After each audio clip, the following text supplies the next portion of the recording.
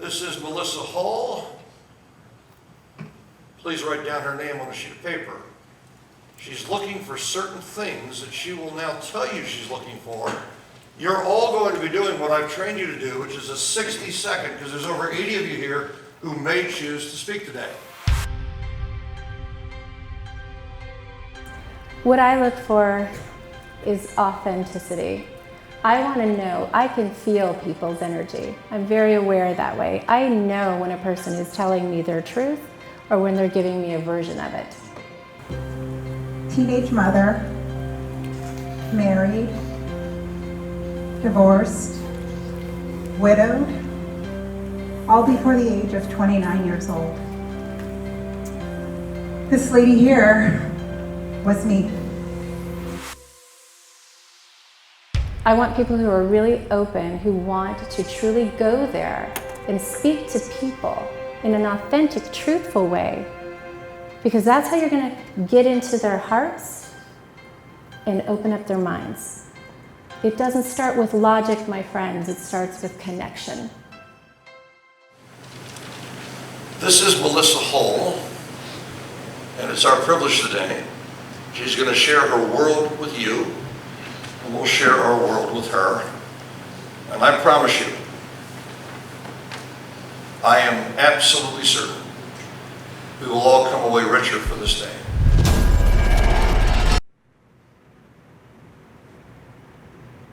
Life hasn't necessarily been easy. Been a little confused about why it is that it's been so hard. Different points of my life, I've definitely struggled with internal pain and just not wanting to hurt anymore. The worst of it came one day.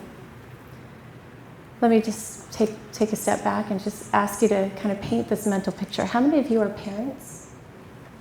How many of you are familiar with the activity of a 4-year-old little boy? Okay, so you know they're a little hard to control. Sort of like corralling cats. So picture me, young mother, 2 little boys, 4.5 and 3, Drew, the oldest, Devin, the youngest. Very ambitious husband, working all the time, oftentimes away from home, to build what from the outside looked like this perfect life, this American dream, if you will. I really did, from the outside looking in, look like I had it all. Successful husband, stay-at-home mother, didn't have to want for anything. Everything was available to us. And yet I was sad and I was lonely because I was oftentimes just by myself trying to figure it out.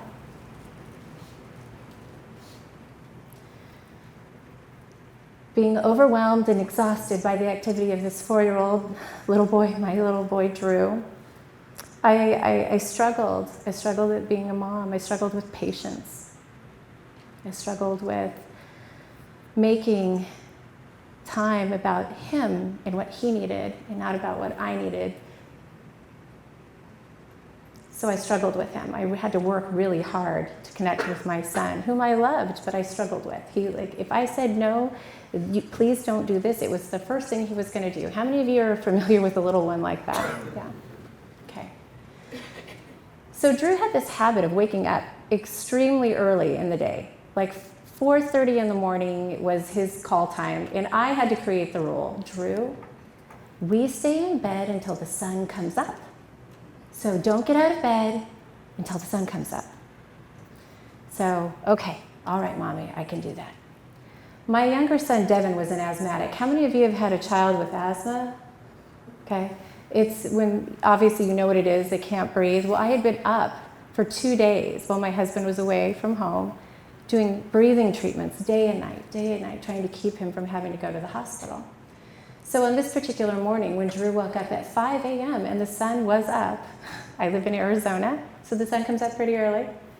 I got up with my beautiful little boy, and I got him breakfast, his favorite one at the time, beef raviolis. Anybody recommend eating that? I didn't, but at 5 a.m. when you're exhausted, it sounds perfect.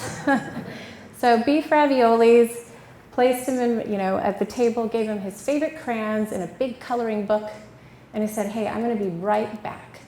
I'm going to go check on Devin, make sure he's okay. Go back to the bedroom. Devin is laying down, and I can see he's starting to kind of wake up, and I just needed him to stay asleep. He was exhausted. I was exhausted. So I laid down beside him, and I patted his back. And the next thing I realized, I woke up. I had no idea how long I had fallen asleep. But I knew instantly that something wasn't quite right, because when Drew's in the house, it's loud. It's never quiet. And it was silent.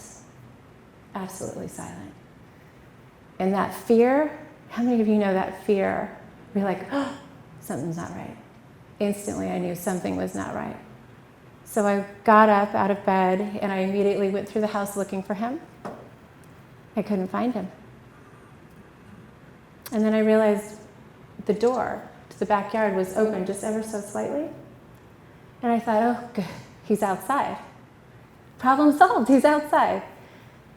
Run outside. Drew, where are you? Come on, this isn't funny anymore. You need to come back inside. Come on, let's get the day started.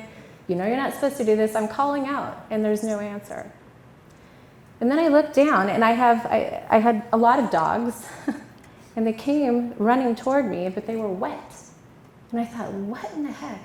I don't have a swimming pool. What happened? Why are these dogs wet? And then I looked down, and I can see my son's footprints walking towards a very large irrigation canal. I don't see him, but I see the evidence of where he had traveled. So I ran, and I ran as fast as I could. And I saw where, obviously, he had fallen in, but there was no sign of him. It was at that time a gentleman drove by in a truck, and he said, "Can I help you? Are you okay?" And I said, "No, I'm not okay. My son must have fallen into this irrigation canal, and I don't know what to do. Can you please call the authorities? Please help me." And he said, "Sure." And he said, "Why don't you go back to the house?" Because I managed to communicate that my son Devin was still home. And I turned and I collapsed. And as I laid there, trying to find the strength to get up and go back home, I knew in my heart my son was gone.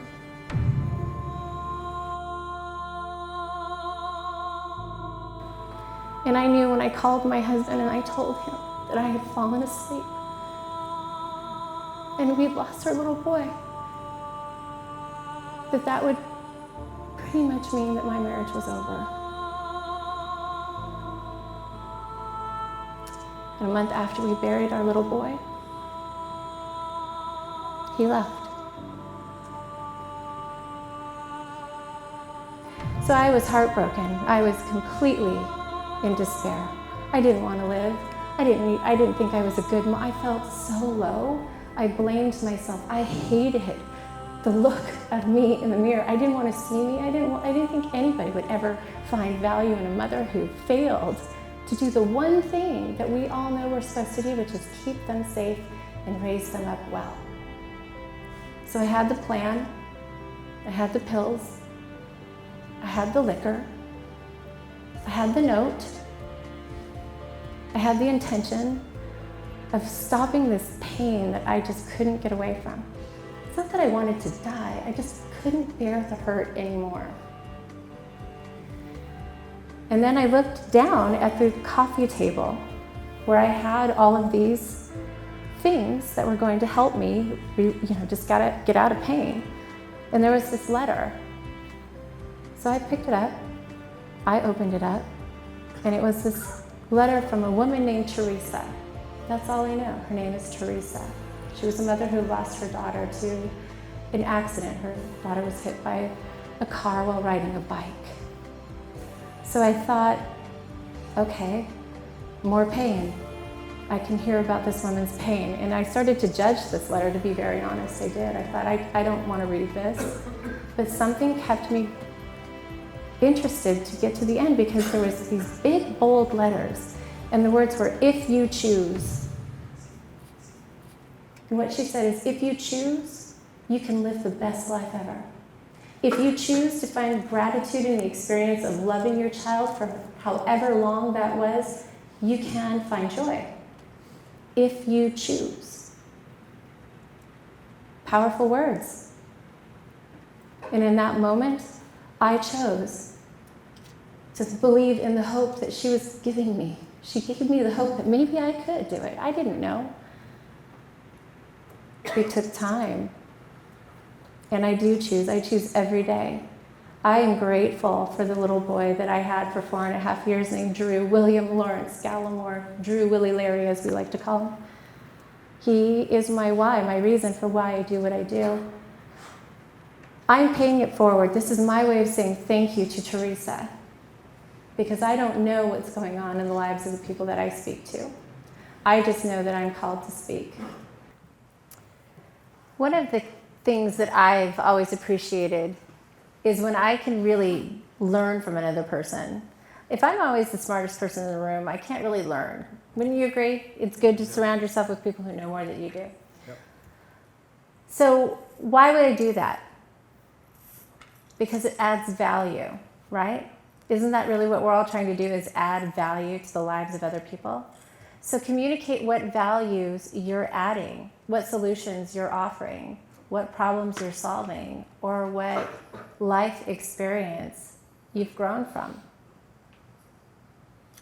That's what I'm looking for. I'm looking for people, everyday people just like me. And trust me, I am as ordinary as they get. I'm really not all that, extraordinary. But I live a life that is designed to be extraordinary by purpose. I choose this. I want you to choose this as well. So when you're up here talking to me, remember that. I am just like you, but I took a few extra steps, right? Are you willing to take those extra steps too? Yep. How are you going to get other people to want to take those extra steps if you're not communicating them effectively? So let me learn from you. My mom divorced my father when I was 3 years old, and I remember sitting on my mom's lap, and I was consoling her for years after that. And when I went into school, I got C's and D's in school, and I got into drugs, heavily addicted to methamphetamine, cocaine, alcohol, and I climbed to the top of a cell tower, and I was ready to take my own life. And I started thinking that there has to be a reason that I'm here.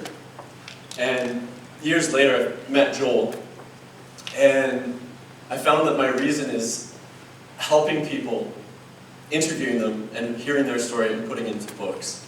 So I created a process to do that in 3 hours.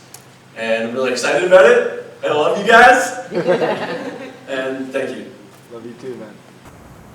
I may have written this book. I may be a speaker. I may have a lot of money. But none of you know me. Not even you, my business partner. I realized this at lunch today. Not one of you know me. Some of you stay away from me.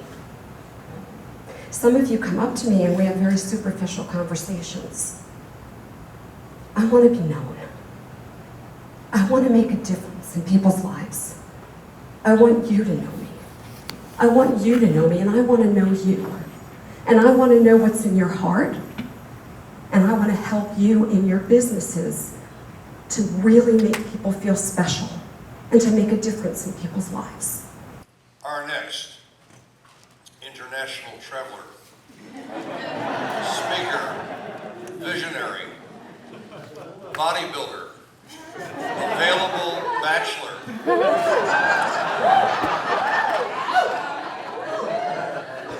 Now we're talking. Aren't you married? No, I'm not.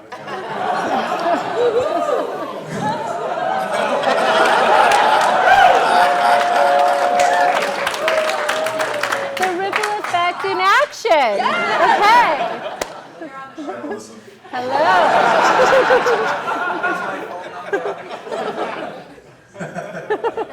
Hi, Melissa. Hello. Russell Reynolds, and today I'll be playing the role of Sniffles the Clown. It's cold as getting everybody.